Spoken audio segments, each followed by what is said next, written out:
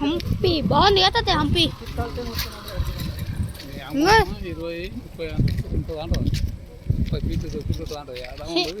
దాని సగం కూడా ఉండదు.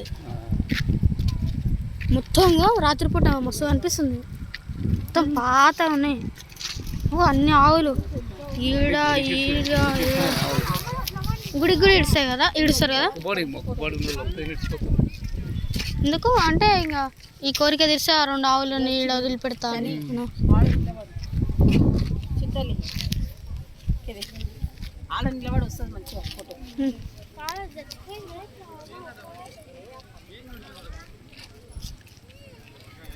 ఫోటోనా అమ్మా?